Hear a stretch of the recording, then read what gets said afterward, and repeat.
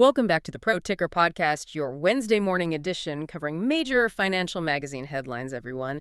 Today, we are undertaking quite a critical deep dive because the financial news cycle right now isn't just busy. It feels like there's this real structural tension. Oh, absolutely. A Mhm. tension between, the absolute hype machine and maybe more grounded reality. Exactly. And that tension, well, it's driving capital everywhere. It really is. On one side, you've got this all-consuming, multi-trillion-dollar AI boom. It dictates investor frenzy, massive funding needs. But then, if you kind of step back, you realize market stability, maybe finding alpha, even core industrial growth. Yeah. That seems to be driven by quieter, almost overlooked stories. Yeah. Things like what? Political risk and energy, fragile global trade deals. And even newfound regulatory clarity, like in the U.S. crypto space. Stuff that isn't making the splashiest headlines, maybe. Right. So our sources this morning are pretty rich, definitely divergent. We're pulling key reports from CNBC, Reuters, Yahoo Finance, Bloomberg, covering moves across Asia, Europe, the U.S. Our mission today really is to zoom in on maybe three major themes. First, that striking divergence in how capital is being allocated in the AI trade. Second, the, acute political threats facing the long-term future of renewables. Which is a big one. And third, how savvy investors seem to be finding pretty substantial value outside that really crowded tech sector. Okay, so where should we start? Maybe with a move that wasn't really about valuation judgment, perhaps, but more of a strategic statement. I'm thinking SoftBank. Ah, SoftBank liquidating a prized possession. Yeah, this is a stunning bit of financial juggling, isn't it? Confirmed across CNBC and Reuters, SoftBank sold its entire 32.1 million share stake in NVIDIA. That's $5.83 billion worth. Yeah, and when SoftBank sells NVIDIA, I mean, people notice that's not background noise. No way. It's definitely a shift in strategy. You saw SoftBank's shares in Tokyo plunge, as much as 10% on the news? Yeah. Because I think the sale highlighted the immense cash demands they're facing right now. But the context is key here. The money from selling that hardware stake, it seems to be getting immediately redirected. They're funding that gargantuan $22.5 billion investment in OpenAI. The generative AI leader. So hardware out, software in. Pretty much. From the chip maker to the ecosystem platform. What's fascinating, though, is the message this sends, right? Analysts seem to agree it's not really a bearish call on NVIDIA itself. No, probably not on the tech. It looks more like SoftBank going all in, as you said, on the generative AI ecosystem, shifting capital from owning a piece of the hardware to owning a piece of the software platform. But, I mean, is swapping a tangible, high-performing asset like NVIDIA for, let's face it, a more speculative software valuation like OpenAI, is that really a prudent pivot or just a massive gamble? Well, that's the million-dollar, or rather billion-dollar question, isn't it? It definitely speaks to their risk tolerance. Analysts see it as bullish on the whole AI theme, sure, but it confirms SoftBank needs cash, a lot of it. CreditSights estimated they've committed something like $41 billion in recent investments. That requires serious debt financing, like the $8.5 billion loan, just for the OpenAI deal. So they're signaling the future value is in controlling the application layer, not just making the chips. That seems to be the bet, a very big bet. Okay, but here's the counterpunch. Because while SoftBank is, betting the farm on this trillion-dollar future, Michael Burry, the big short guy, he's warning that maybe the farm's built on some shaky accounting ground. Ah, classic Burry. Always looking for that structural flaw nobody else is focusing on, especially when valuations get this, frothy. According to the CNBC Daily Open, Burry's raising alarms about accounting practices at major AI companies. Specifically, he's suggesting they're understating depreciation of their AI chips.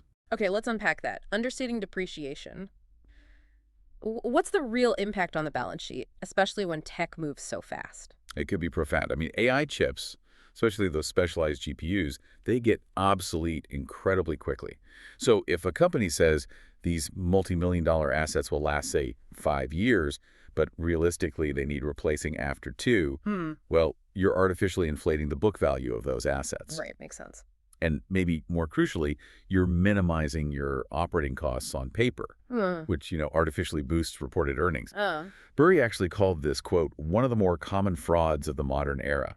Pretty strong words. Very strong. And he promised more details when? November 25th. So that puts a cloud of uncertainty over profitability metrics for the whole sector, doesn't it? It really does. That tension. SoftBank's huge confidence versus Burry's sharp skepticism. Yeah. It feels like it's defining the market right now. Okay, let's look at the actual infrastructure needed here. If SoftBank is pouring $22 billion into AI software, they must believe the hardware can support it. And AMD certainly seems to think it can capture a big chunk of that demand. Right, AMD is doubling down. Reuters and Yahoo Finance reported on this, despite that recent rotation out of tech stocks. Yeah, AMD shares jumped almost 5% after their analyst day. CEO Lisa Su laid out some really aggressive targets. Like what? She's forecasting 35% annual growth for the whole company.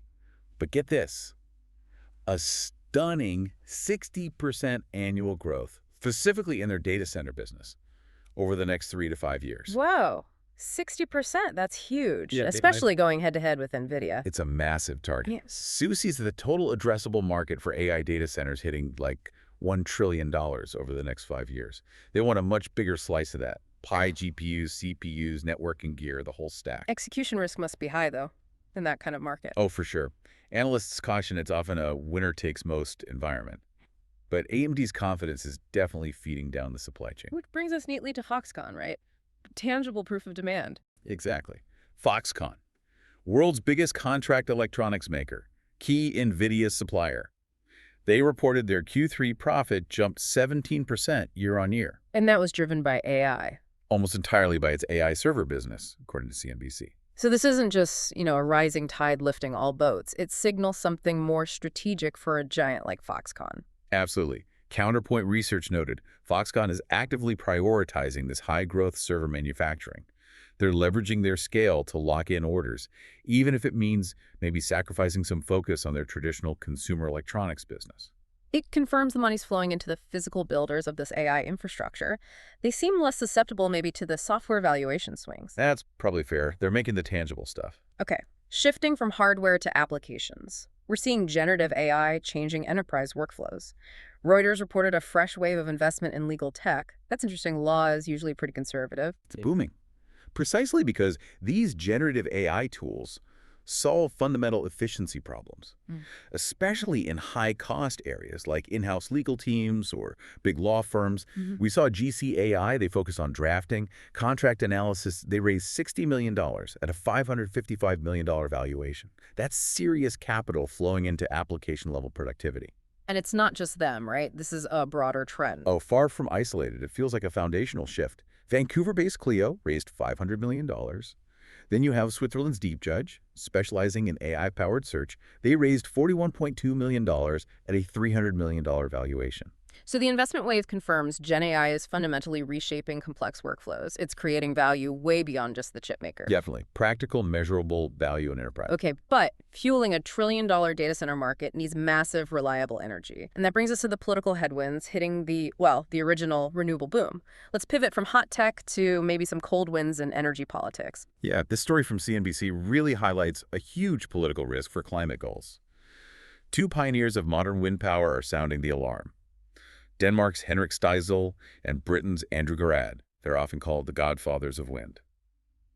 And they're not worried about the tech itself, right? It's the politics. Exactly. It's the political momentum or lack thereof. They believe efforts by the current U.S. administration to disrupt high-profile wind projects, things like stop work orders, pulling back Inflation Reduction Act incentives. They see these as symptoms of something deeper, a widespread climate apathy, as they put it. Garrad told CNBC, quote, "We are facing right now a change of mood. Political opposition is getting more focused, more effective." And this isn't just theoretical hand-wringing, it's hitting the bottom line. Oh, yeah.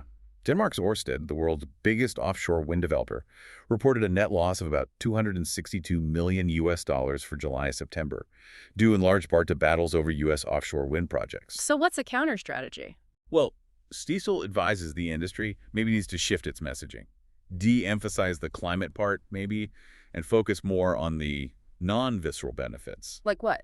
Energy security, jobs. Exactly. Energy security, job creation, local beneficial effects, Yeah. things that might resonate better politically to counter that opposition. It sounds like they feel a need to kind of rebrand out of political necessity. Interesting. Okay, shifting gears again, global stability.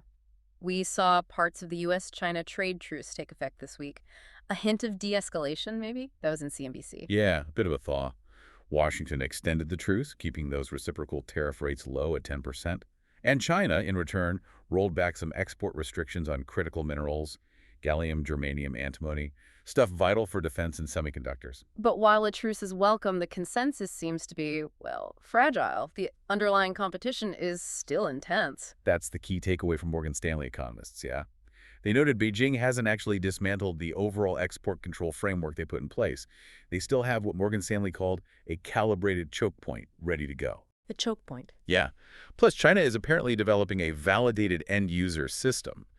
The idea is to specifically block rare earth exports to companies with ties to the U.S. military. So tariffs might be paused, but the bigger picture is economic relations driven by national security, not just commerce. It certainly looks that way. Strategic positioning seems paramount now. Okay, let's hit regulatory clarity. We finally saw a potentially critical roadmap for crypto adoption emerge this week. The Senate Agriculture Committee released a draft bill. This is a big one, according to CNBC. What's fascinating is the immediate legal certainty it seems to offer for the two biggest digital assets. The draft explicitly calls Bitcoin and Ether digital commodities. That puts them under the CFTC's oversight. The Commodity Futures Trading Commission. And why is that specific classification commodity under the CFTC such a big deal for institutional players? Well, it removes a major roadblock. For institutional fiduciaries, compliance departments finally have a federal statute they can point to. It makes it much easier, theoretically, to justify formal strategic allocations to these assets. An analyst at Bitwise basically said it opens the door. And there were other parts to the bill too, right? About how crypto firms operate. Yeah, it also aims to reshape their business models. It requires crypto firms to segregate functions, custody, trading, etc., that challenges the common all-in-one model you see with many exchanges, forces them to operate more like traditional finance firms with clear separations. Interesting. Okay, before we leave regulation, we have to mention Google's big legal move against that cybercrime group. Right, a significant global security story from CNBC. Google sued the smishing triad. Smishing being SMS phishing, text message scams. It's a cybercrime group apparently largely based in China that used a phishing-as-a-service kit called Lighthouse. Phishing as a service, wow. And the scale was huge. Immense. Over 1 million victims, 120 countries. They preyed on trust in brands people recognize, like EasyPass or the U.S. Postal Service, stole millions of U.S. credit cards. Google's using RA-Co, Lanham Act, CFAA, basically, laws against organized crime and fraud. Trying to dismantle the operation and maybe set a precedent? Exactly. Hit them hard legally to deter others globally. Okay, let's wrap up by coming back to the market. We talked about the AI frenzy, but where's the value outside that, let's call it the trillion-dollar bubble? Yeah, this brings us to Bank of America's counter-trade idea, which Yahoo Finance detailed. BofA argues that all this investor excitement around AI has left a bunch of other pretty solid companies overlooked. Yeah. They found 16 non-AI stocks they rate as buys. These have positive earnings momentum but are trading at below-market valuations, basically value hiding in plain sight. Okay, so where specifically are they seeing this overlooked value? Any themes? Yeah, they highlighted a few interesting ones reflecting consumer behavior and maybe some structural gaps. First, Viking, the premium hospitality company. Cruises. River cruises mainly. They dominate that category, targeting affluent customers who may be less sensitive to inflation shocks. Okay, what else? Second, McCormick, the spice and food company. CPG, consumer packaged goods. BofA thinks they could gain from a potential tariff bounce back, since most of their spices can't really be sourced domestically. Also, just stable consumer demand. And the third one, this feels like a clear sign of inflation pressure changing behavior. Dollar General, yeah. BofA says they're winning because middle income, even some high-income earners, are trading down. Looking for value. Exactly. Persistent inflation means people are watching their spending. Dollar General sees bigger baskets, more frequent visits. It's a structural shift in retail driven by economic pain, not tech hype. And speaking of CPG, Jim Cramer's calling a potential bottom in that whole sector, isn't he? He is. On CNBC, Cramer suggested a possible generational bottom for names like Procter & Gamble, Clorox, Kimberly-Clark. What's his reasoning? Two things mainly. First, inflation might finally be peaking, which would bring down costs for these companies. Second, he points to what he sees as a relatively lenient antitrust environment under the current administration. He thinks that encourages M&A, citing Kimberly-Clark's plan to buy Kenvue as an example. Consolidation could boost valuations. Makes sense. Okay, finally, just touching on the broader market action tied to political news, the Dow surged, hopes the government shutdown might finally end. That's right, the Dow hit a fresh closing record Tuesday, 47,927.96. Hope that the House passes the spending bill today, ending the longest shutdown ever. That was across Yahoo Finance and CNBC. But the Nasdaq pulled back. Yep, the tech-heavy Nasdaq composite retreated. Why? Profit-taking in those very same AI-related stocks that had driven it up just last week. It's rotational trading happening right before our eyes. Meanwhile, gold's still up there, acting like a hedge against all this uncertainty. Definitely. Bullion's hovering just above $4,100 an ounce. Bloomberg noted it's up over 55% year-to-date. That puts it on track for its best year since 1979. Wow. What's supporting it? Elevated central bank buying, still high inflation expectations. And traders are kind of waiting for new economic data that might solidify bets on Fed rate cuts down the line. Okay, so let's try and synthesize this. It feels like we have two parallel, almost contradictory forces driving the market right now. Yeah, it does. On one hand, you have this frantic, high-stakes funding race fueling the AI future. SoftBank ditching NVIDIA for OpenAI, AMD forecasting that massive 60% data center growth. Billions pouring into that vision. Exactly. But then, on the other hand, real market strength seems to be found in these, well, unloved areas.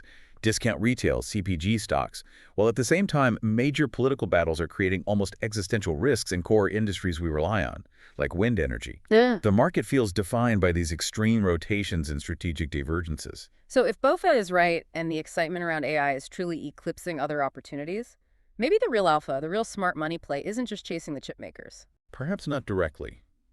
Maybe it's about understanding the ripple effects. How all that AI infrastructure spending creates profitable waves in sectors that seem totally unrelated at first glance. Okay, give us an example.